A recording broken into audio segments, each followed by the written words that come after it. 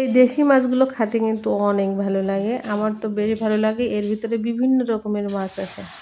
সবাইকে মিষ্টি সকালের শুভেচ্ছা রইলো যে যেখান থেকে এই ভিডিওটা দেখছেন। আর এদিকে এই যে আমার মেয়ে মাছ মারতেছে। এই পুকুরটা আমাদের না, কিন্তু তারপরেও মারে, কিছু বলে না ওরা।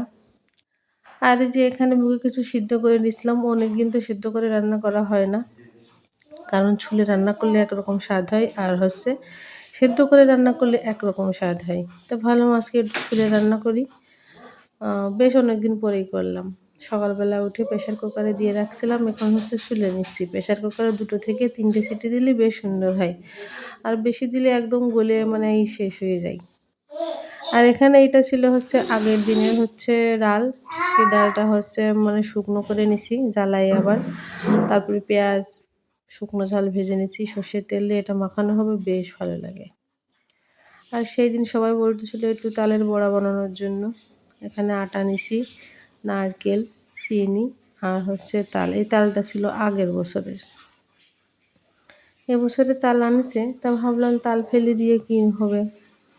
তা তালটা আগের বছরের, আর তাল তো সহজে নষ্ট হয় না, তাই তালের বড়া বানাচ্ছি। আর সবসময় আমি আটা দিয়েই বানাই, চালের গুঁড়ো দিয়ে বানালে তালের বড়াগুলো কেমন যেন শক্ত হয়ে যায়। এই জন্য আমি আটা দিয়েই বানাই, বেশ ফুলে ফুলে সুন্দর গোল হয়ে যায় আর সফট হয়, মানে বেশ ভালোই লাগে খেতে। কালারটাও বেশ সুন্দর হয়েছে, একদম কালো জামের মতো, বেশ ভালো লাগতেছিল। আর বেশ অনেকদিন পরে বানাইছি, সবাই মানে পছন্দ করে খাচ্ছিল। আর এগুলো আমার মেয়ে পুকুর থেকে মাছ ধরেছিল, 5টা তেলাপিয়া। আর ছাদে 4-5টা পুঁইশাকের আগা হয়েছিল, আর ফিরে দিয়েছিল মিষ্টি কুমড়ো। তা ভাবলাম মিষ্টি কুমড়ো আর পুঁইশাক দিয়ে একটা সবজি করি, বেশ অনেকদিন করিনি। আর আমার ভালো লাগে, কেউ খায় না, শুধু আমি একাই খাই। আর রান্না করে এই যে একটু মানে আমার ছেলে রেখে যদি 2-1 সেকেন্ড কোনো জায়গায় যাও, তারপরে এই অবস্থা করে দেয়। আর এই ভিডিওটা করা বেশ অনেক দিন আগে, তা ছাড়াই হচ্ছিল না, তা ভাবলাম আজকে বড় ভিডিওর সঙ্গে এটা জুড়ে দিই।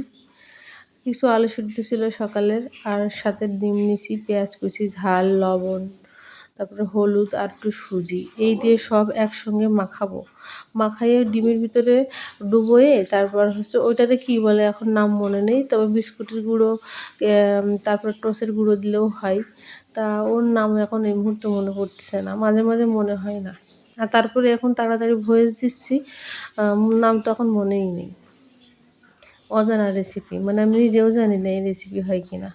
তারপরে যে আস্তে আস্তে তেলে ভেজে নিলাম, ভাজার পরে বেশ কালারটা দারুণ হয়েছিল, ভালোই লাগতেছিল খেতে। সবাইকে বাই বাই।